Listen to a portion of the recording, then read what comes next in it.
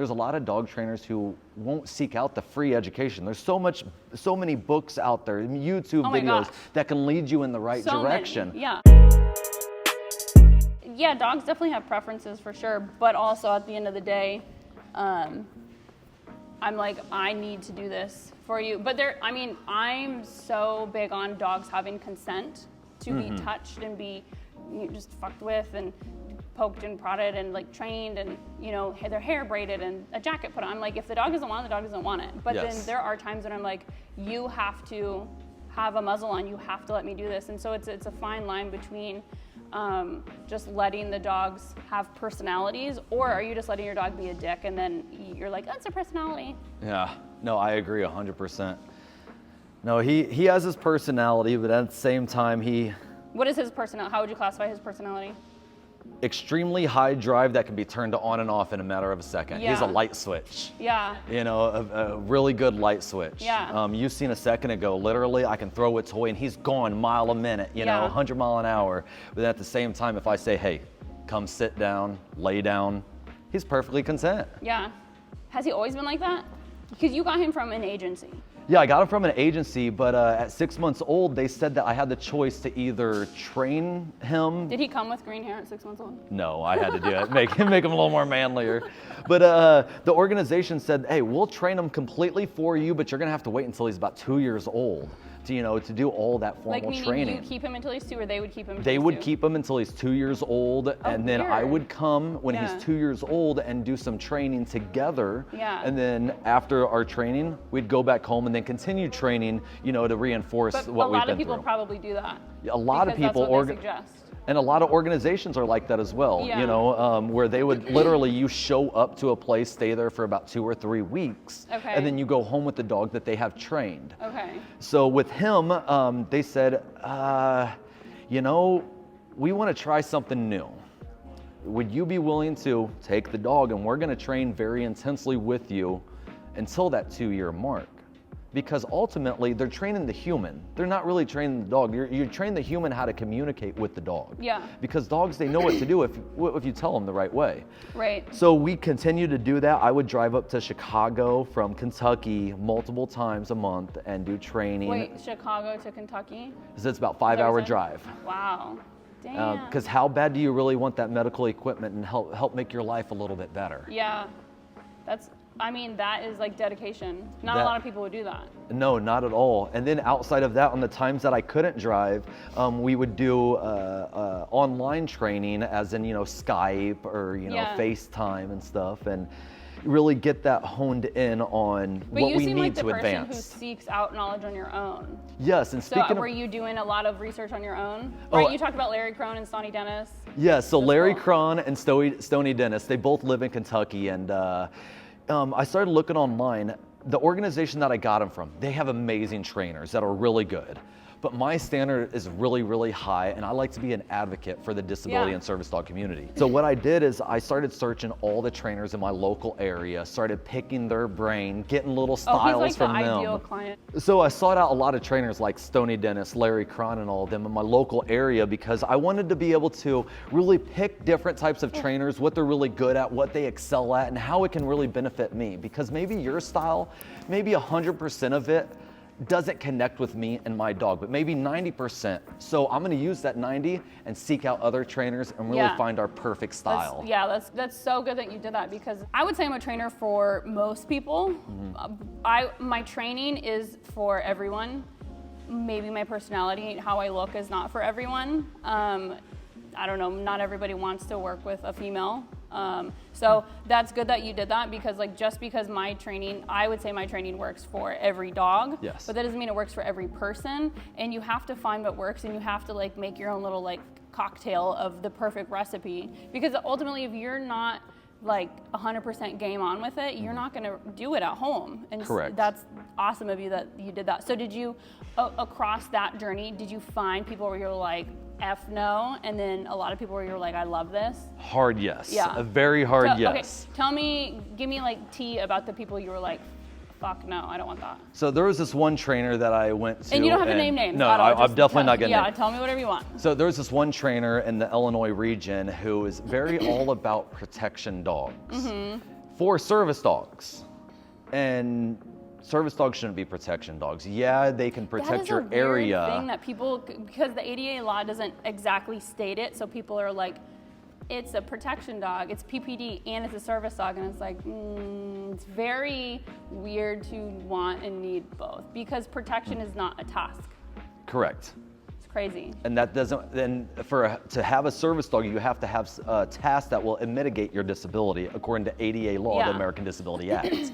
So speaking about that trainer, he was all about, aggressiveness, and having a service dog that are out in public as much as we are, that's not necessary. That's such a liability. Exactly. And if something were to happen, it takes years, at least 1 to 2 years to get a replacement for this medical equipment as a service dog, because the training is so intense. So that's a liability, and we just didn't vibe together and his style of training, so we just passed on, looked the other way, and find somebody else. Did you tell him, like, hey man, this ain't it for me? Or you just Absolutely. So constructive criticism is very good with anybody. Was he receptive? No, absolutely not. But at the same time, maybe one day he will be receptive. Sure. So at least I planted that seed in him. Yes. Constructive criticism is hard to take. Very. But were they military? No. Were they a cop? None. The dog training world is full of elitists, and it's full of people with no knowledge. Okay, so it's like this. So you don't need a service dog, like there's no registration. No, there's no such thing as a registration. I could register this shoe as a service dog, and so same for ESAs, same for dog trainers. Like, you don't have to go to college to be a dog trainer. And so anybody could be a dog trainer. And the low barrier to entry is great because, people with tattoos, people with dreadlocks, people with, records, they can be a dog trainer and they can be really, really good at it. But also you get all these like Joe Schmoes who are like, I'm a dog trainer. And when you as a client who is like very observant and receptive and, you're like, hey, this is kind of weird even for me. And then they're like, who are you? You're not a dog trainer. And it's like, bro, are you a dog trainer? Like, just because you have contracts doesn't make you the shit. It just makes you someone who is doing a transaction. Like, I tell a lot of people, you can't fake dog training. Yeah. Because the dog will show you exactly what it can do. 1000%. The only thing with that that's really hard in this industry, and I'm sure you've seen it, is that high drive Malinois and Dobermans and Dutchies, and they can, you can do a lot of fucked up stuff to them because they're so high drive. They will be like, it's fine, I want the ball, I want it. And like, you can see the stress melting off of them, but they're still doing the task. Like, I've been to a lot of conventions and there's, really big, what is it called? Franchises. Yes. That have dogs sitting on top of fire hydrants for a 6-hour long conference, and the dog is like sweating bullets, but because it's a Malinois, it's like, am I doing it, Dad? Yes. And it's like, the high drives allow the freaking idiots to be good handlers. But at the same time with that, you have to understand, like, for example, my dog here, everybody's seen the last couple days and everything. He can literally, he has the, what is that word? He has the endurance to last. Yeah, he does. A lot of these dogs that come straight out of that cage in the back of the truck, that tail's all tucked, they jump up on things, they're not truly happy. That body language. You're talking about service dogs? No, the Malinois, that's what we were just talking about. Yeah. So a lot of those, they don't have that body language that mine has, who is extremely happy and stuff. But again, you can't fake it. So those dogs, they can do a task, but you see that body language is not the right. I feel so bad for them. I'm like, your dog's not happy. Like, he's doing it, but he's not happy, which is like a lot of military people. They're not happy, but they're doing it. And the leadership is like, well, your morale seems fine because you're still doing the task. And it's like, well, I'm doing the task at 40%. But leadership is like, you're doing it, and it's shitty leadership, just like shitty handlers and shitty trainers are like making their dogs do the thing at like such low capacity. But because they have such low standards for themselves, they're like, it's fucking fine. And then those dogs could be like these amazing things if they were in like the right hands. Yes, absolutely. No, I agree 100%, especially with, the military and the dog relationship and dog trainers. It takes a lot to be a leader. Yes. And what going back to a second ago when you said, the education with dog trainers, there's a lot of dog trainers who won't seek out the free education. There's so many books out there, YouTube videos that can lead you in the right direction. Many. Yeah. But a lot of them that's just like, oh, I'm a dog trainer, and then they start, but not utilizing these resources that will help them become a better dog trainer. What's your favorite resource? Oh, YouTube.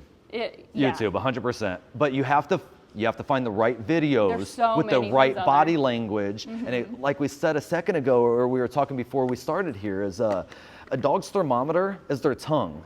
And a lot of videos that you see on the internet and TV, that tongue is sideways before they even press record on that. So the viewer should be like, oh, that dog's worked, and that's why the dog is like being The dog's so chill. tired before they even started recording. Yeah, So this is why they're so content in front of the camera. yeah. Man, it like, I don't know how in it you are with like news of bad dog trainers being exposed, but you know, as of recently, there's been a few dog trainers that have been exposed for doing things off camera, but it was recorded, and it's just like, and those are the same people who have like, right, those like super high drive dogs that are just like, I'm perfect. And the most recent one, he's being charged. Oh, what is his name? And I'm totally cool dropping names with these douchebags. Like, fuck them. Like, there was a guy in Tennessee who got in trouble. I've heard about that one. That was recently. There was another one in Kentucky that's recent, like I'd say in the last 3 weeks. It was major. Yeah, the dude who let his pit bull kill a Malinois. Did you see that one? Yes. And then there was another guy who put the dog in the crate and then poured a bucket of water in it and then kicked it over. So I tell everybody, my style of correction, okay? I truly, truly believe is encouraging good behavior, correcting unwanted behavior. And it's as simple as this. You take a leash and you use 2 fingers. Because if I put this on your neck or put it on my neck, with 2 fingers, if I pull as hard as I can, yeah, it's gonna be uncomfortable, but I'm not doing any damage. But if you start doing 3, 4, 5, or any more, that's dangerous. So I just do 2-finger correction, pop. If he doesn't listen, do it again, or you don't give him that reward. Right, we're done. Right. You know, it's time corrections and place. don't have to be here. And so the way that Brandy, my trainer, for everybody who's watching this, but Brandy's my trainer off camera, and her and I, like, the way that we train is so, and she trains under me. She's been working for me for a year. She's doing a fabulous job. And Good. I've seen it a second ago. She's been doing great work. She's great. And every day I'm like, Brandy, I can't wait for you to like learn more and more and more and become so educated so I can go on vacation.